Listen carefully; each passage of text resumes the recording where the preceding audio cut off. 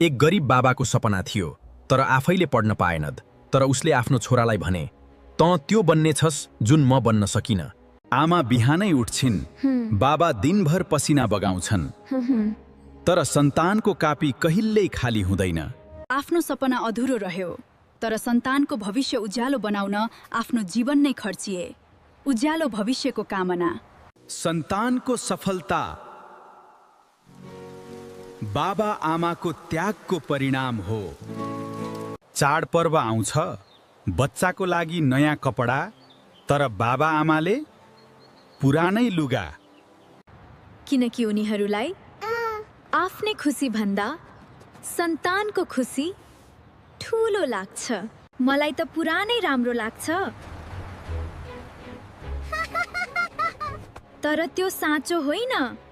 उनीहरूको खुसी हाम्रो मुस्कानमै लुकेको हुन्छ।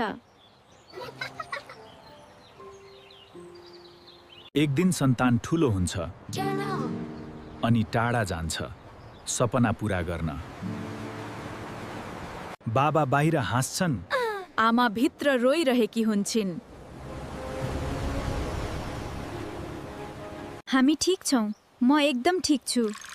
म पनि ठिकै छु, मलाई त ठिक छैन। दूरीले टाढा बनाए पनि माया कहिल्यै टाढा हुँदैन। जब हामी सफल हुन्छौँ त्यो बेला थाहा हुन्छ कसले हाम्रो लागि के गुमायो। तर धेरै पटक ढिलो भइसकेको हुन्छ।